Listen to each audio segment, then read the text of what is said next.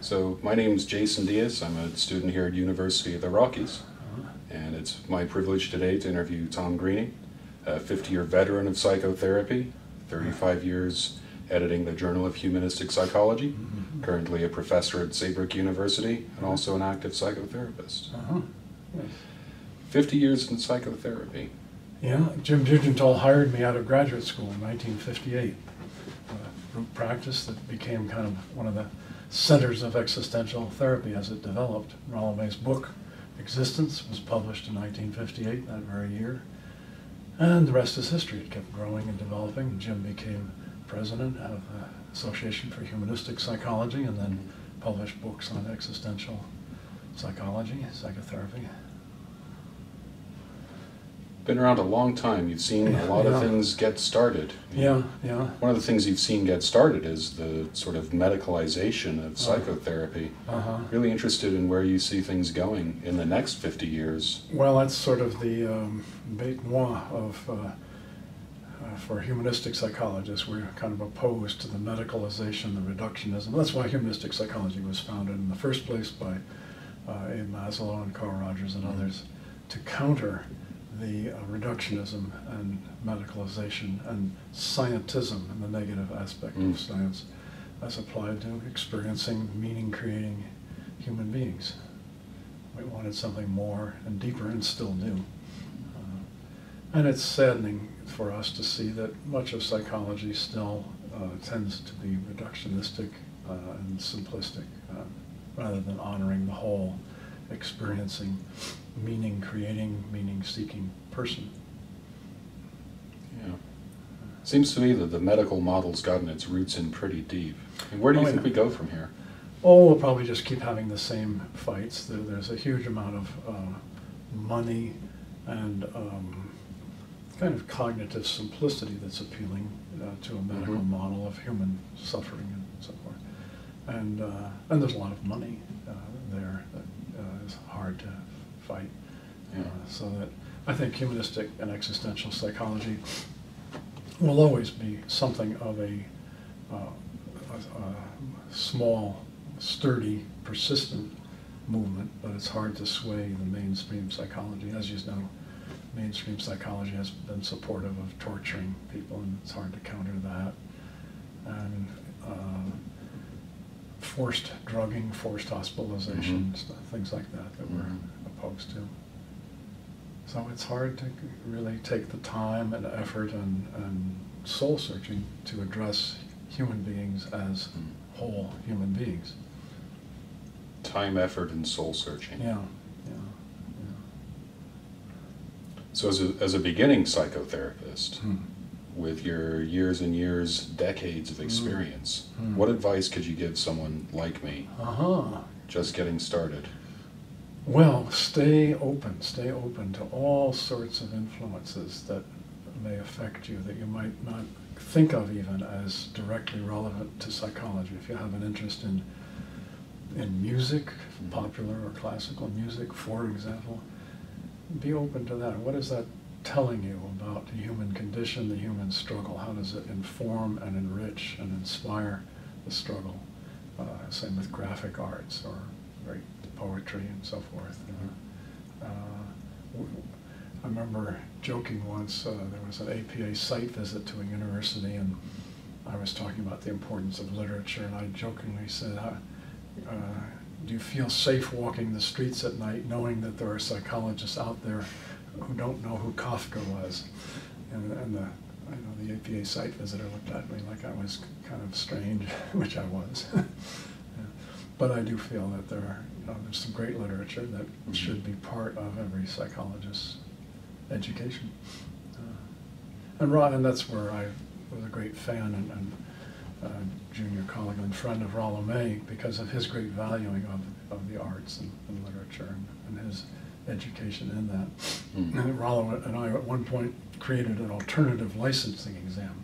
That's fun. I sent it to people. I have it on email.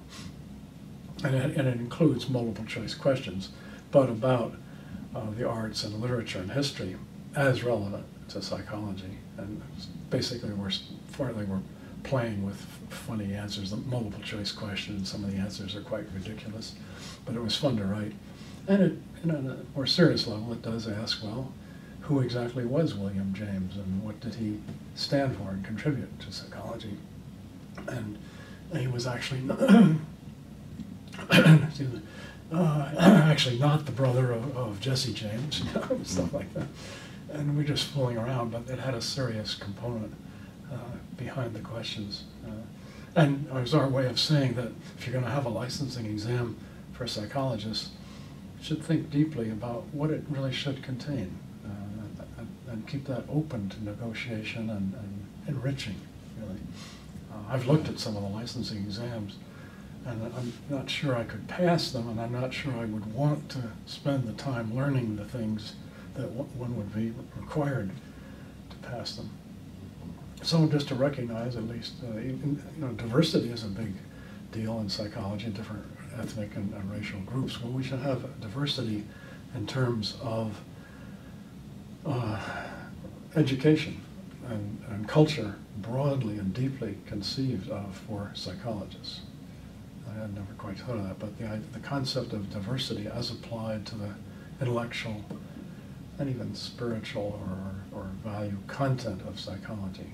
Let's have diversity and openness there too. Do you think maybe the things being left out of a contemporary psychology education might be diversity, a good grounding in the classical literature? Classical and even more recent stuff, and you could even argue for, like rock music or something. Some of it's not particularly meaningful or deep, but I think a lot of what Bob Dylan does, or Bruce Springsteen, is very powerful, very meaningful. The lyrics and the quality of the music. And if a psychologist were to be totally ignorant and not valuing of that psychologist would be missing out on a lot in terms of his or her general education, but also ability to tune in to many clients, I think, and to large cultural trends.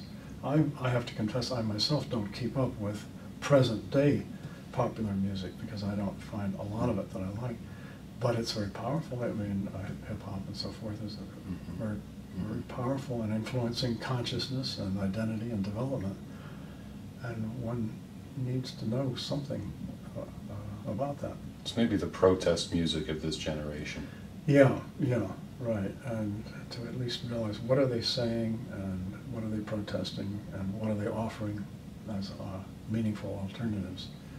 Certainly during the Vietnam War we had some great music that really, I think, made a difference in consciousness. And I don't know, is that true of the Iraq War and the Afghanistan War? I don't know. Has there been music that raises deep questions and value issues about those particular wars? I frankly don't know. I hope there is somewhere.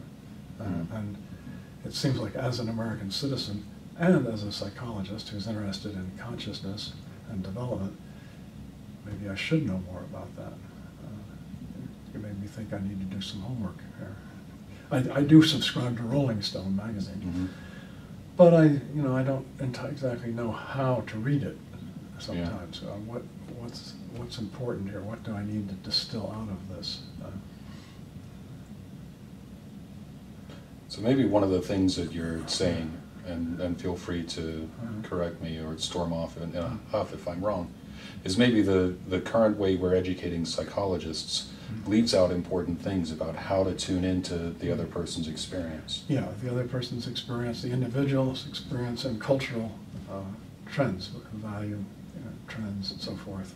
Like what are the shifts in consciousness and political policy and so forth that are important to know about, and that, in a sense, deepen and enrich and empower people and forecast certain future trends. We haven't had much music about these two wars, have we? I'm not aware of how that's being dealt with in protest songs and so forth, but I'd like to know more about that.